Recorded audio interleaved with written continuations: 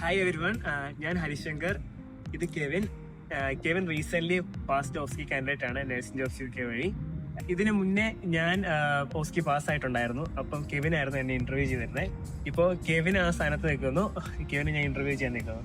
Kevin, how do you feeling? ഒരുപാട് സന്തോഷം തോന്നുന്നു. തീർച്ചയായിട്ടും ഈലു കൺസൾട്ടൻസി വഴി തന്നെ UK പഠിക്കാൻ വരാൻ പറ്റി. CBT പഠിച്ചു, തുടർന്ന് ഓസ്കിയിലേക്കും കിടക്കാൻ പറ്റി. സഹായത്താൽ അതെനിക്ക് പാസ്സാവാൻ പറ്റി.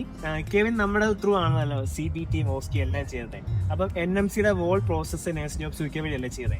അപ്പൊ ആ ഒരു പ്രോസസ്സിനെ പറ്റി അതെങ്ങനെയായിരുന്നു? സ്മൂത്ത് ആയിരുന്നു? എല്ലാ കാര്യങ്ങളും എല്ലാവരും ഹെൽപ്ഫുൾ ആയിരുന്നു?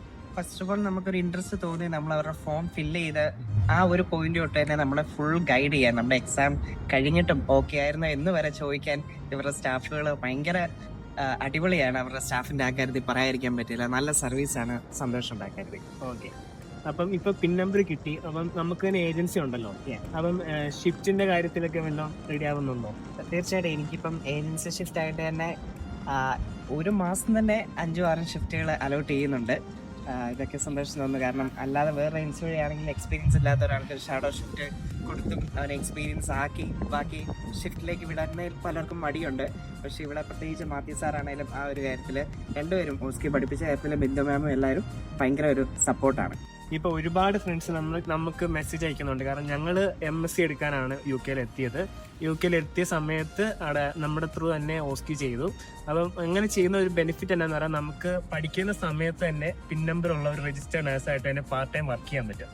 അപ്പം ഒരുപാട് കുട്ടികൾ മെസ്സേജ് അയക്കുന്നുണ്ട്. അപ്പം ഇപ്പോഴും ഇതൊരു നല്ല ഓപ്പർച്യൂണിറ്റി തന്നെയാണ് UK വരാനുള്ളത്. അപ്പം അതിനോട് നിനക്ക് എന്താ പറയാനുള്ളത്?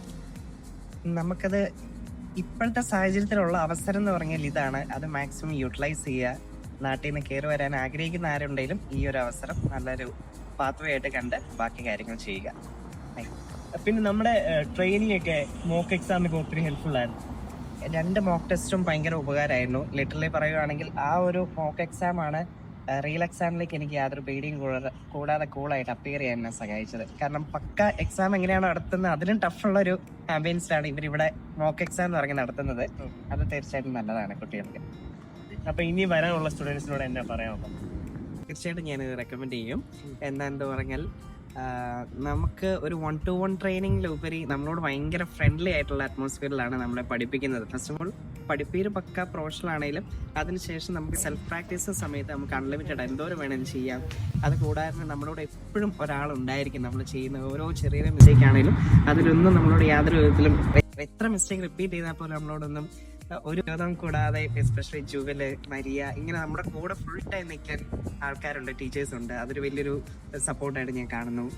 പിന്നെ അക്കോമഡേഷൻ ഫെസിലിറ്റി അത് പറയാതിരിക്കാൻ പറ്റിയല്ല. തീർച്ചയായിട്ടും ഭയങ്കര ഒരു 5 സ്റ്റാർ സെറ്റപ്പിലുള്ള ഒരു അക്കോമഡേഷൻ. ഒരുപാട് സ്റ്റുഡൻസ് ഇപ്പോൾ ഓസ്കി പഠിക്കുന്ന സമയത്ത് ദൂരെ നിന്നൊക്കെ വരുമായിരിക്കും. അപ്പൊ അവർക്ക് അക്കോമഡേഷൻ ഫെസിലിറ്റി റിയലി ഹെൽപ്ഫുൾ ആയിരിക്കും. പിന്നെ ട്രാൻസ്പോർട്ടേഷൻ വളരെ എളുപ്പമാണ്. ഈ പറഞ്ഞ പോലെ നമ്മുടെ റെയിൽവേ സ്റ്റേഷൻ തൊട്ടടുത്ത് തന്നെ ആയതുകൊണ്ട് അതും എനിക്കൊരു ട്രാവലിംഗ് ഡിഫിക്കൽട്ടായി തോന്നിയില്ല. ഇതുകൊണ്ടൊക്കെ തന്നെയാണ് ഞാൻ റെഫർ ചെയ്യുന്നത്. അപ്പം all the best. Thank you very much.